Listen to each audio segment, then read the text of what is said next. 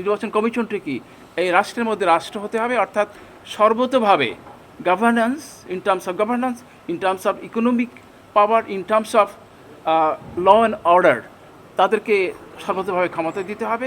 আমরা খোলামেলা কথা বলেছি, শুধু বুদ্ধিবৃত্তিক কথা নয়, একেবারে বাস্তব অভিজ্ঞতা থেকেও আমরা ভেবেছি জনগণের প্রতিনিধিত্ব দিয়ে অথবা ওখানেও ব্যালেন্স করে। অনেকেই বলছিলেন যে হ্যাঁ ঠিক আছে, শিক্ষার্থীরাও থাকতে পারে, আবার সমাজের অন্যান্য লোকজন যারা আছেন দায়িত্বশীল তারাও থাকতে পারেন, তাদের মধ্য দিয়ে নির্বাচনটি পরিচালনা করার বিষয় এসেছে। শিয়া বাটার ও ভিটামিন ই সমৃদ্ধ lily glam beauty soap. Lily, always beautiful. আমরা গোটা জাতির জন্য একটা নিশ্চিত ভবিষ্যৎ নির্মাণ করতে চাই। আপনারা জানেন যে গণতন্ত্রের সেই নির্বাচনটি হচ্ছে আমাদের নিয়ামক। এই নিয়ামকটি যাতে সুন্দরভাবে যথার্থভাবে টেকসই হয় সে ব্যাপারে আমাদের কথা হয়েছে, অর্থাৎ নির্বাচন ব্যবস্থায় তত্ত্বাবধায়ক সরকার ব্যবস্থাটি স্থায়ীভাবে মানে এটা ইনকর্পোরেট করতে হবে এবং সেখানে তার অধীনে যে নির্বাচন কমিশন হবে সেই নির্বাচন যথার্থভাবে প্রফেসর মজুমদার বলেছেন যে সেই নির্বাচন কমিশনটি কি এই রাষ্ট্রের মধ্যে রাষ্ট্র হতে হবে, অর্থাৎ সর্বতোভাবে governance, in terms of governance, in terms of economic power, in terms of law and order, তাদেরকে সর্বতোভাবে ক্ষমতা দিতে হবে এবং নানা বিষয় যেমন স্থানীয় সরকার ব্যবস্থা বিকেন্দ্রীকরণ হতে হবে, দলীয় ভিত্তিতে হবে না এবং নির্বাচনী অভিযোগগুলো যাতে খুব তাড়াতাড়ি হয়, নির্বাচন মানে সীমানা পেরিয়ে যায়, টেলিওর পেরিয়ে যায়, অথচ তখনও নির্বাচনী মীমাংসা হয় না আদালতে, সেসব ব্যাপারগুলো আলোচনা হয়েছে এবং আমরা উই অ্যাপ্রিসিয়েট যে প্রফেসর মজুমদার এবং তার পক্ষ থেকে আমাদের মতো মানে যারা আমরা কনসাস নাগরিক তাদেরকে মতামত নেওয়ার জন্য চেষ্টা করছেন।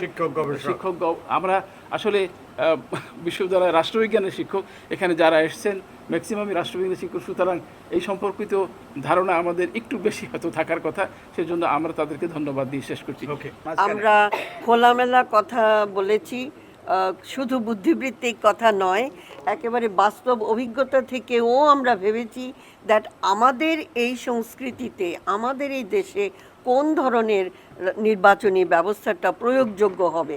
অনেক ভালো ভালো মডেল হয়তো বিভিন্ন দেশে আমরা দেখতে পাই, কিন্তু আমাদের এখানে কোনটা কার্যকর হবে সেটি ভাবতে গিয়ে আমাদের অনেক সময় অবশ্য লেগেছে। তবে অনেকেই মনে করেছেন দুই কক্ষ বিশিষ্ট যদি আইনসভা হয় তাহলে ও দায়বদ্ধতার জায়গাটা বেশি, পরিসরটা আরও বড় হবে। এখন দুই কক্ষে কিভাবে নির্বাচিত হবেন সদস্যরা সেটা নিয়েও বিস্তর আলোচনা হয়েছে। আমাদের এখানে মানে যুক্তরাষ্ট্রের ব্যবস্থা নেই, কিন্তু তারপরেও আমাদের যে বিভাগগুলো আছে সেটাকেও ভাবা হয়েছে যে একটা রিফ্লেকশন হতে পারে।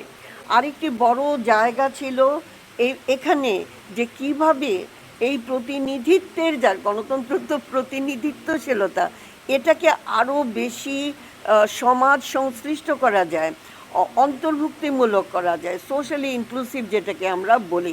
সেখানে নারীর প্রশ্ন অবশ্যই এসেছে এবং সংরক্ষিত আসনে নারীকে দিয়ে যে প্রতিনিধিত্ব হয় না এবং নারীরা সম্মানিত বোধ করেন না, তার কোনো নিজস্ব এলাকাও নেই, দায়বদ্ধতার জায়গাই তৈরি হয় না, এগুলো আশায় নারীদের আসন 100টি করে এবং ভাগ করে সরাসরি নির্বাচনের কথা যেমন এসেছে, তেমনিভাবেই জোরালো প্রস্তাব এসেছে যে সমাজের আরও যে অংশ আছে, যেমন ধরুন সংখ্যা লঘিষ্ঠ জনগণ, আদিবাসী জনগণ, শ্রমিক শ্রেণী, কৃষক শ্রেণী, আমাদের শিক্ষার্থীরা যারা গেল আন্দোলন করলেন, তাদের কি প্রতিনিধিত্বের জায়গা লাগবে না? তাদের ভয়েসটা কি আসবে না কোনো সিদ্ধান্ত গ্রহণের সময়? হ্যাঁ, প্রয়োজন। তাই কাজেই আমরা ভেবেছি কিভাবে সেভাবে সমাজের বিভিন্ন অংশের মানুষজনের প্রতিনিধিত্ব আমরা নিশ্চিত করতে পারি, এমন প্রস্তাবনা যেন আমরা সবাই মিলে করতে পারি। দুঃখজনক যে বাংলাদেশে প্রাতিষ্ঠানিকীকরণটা বিঘ্নিত হয়েছে। নির্বাচন কমিশনের যেন তার স্বাধীনতার জায়গা থাকে, দায়বদ্ধতার জায়গা তো থাকবেই, কাজের পরিসর থাকে এবং নির্বাচনকালীন সময়ে তাদের কর্তৃত্ব যেন নিশ্চিত থাকে এবং কেবলমাত্র প্রশাসনিক লোকজনদেরকে দিয়ে নয়, জনগণের প্রতিনিধিত্ব দিয়ে অথবা ওখানেও ব্যালেন্স করে অনেকেই বলছিলেন যে হ্যাঁ ঠিক আছে, শিক্ষার্থীরাও থাকতে পারে, আবার সমাজের অন্যান্য লোকজন যারা আছেন দায়িত্বশীল তারাও থাকতে পারেন, তাদের মধ্য দিয়ে নির্বাচনটি পরিচালনা করার বিষয় এসেছে।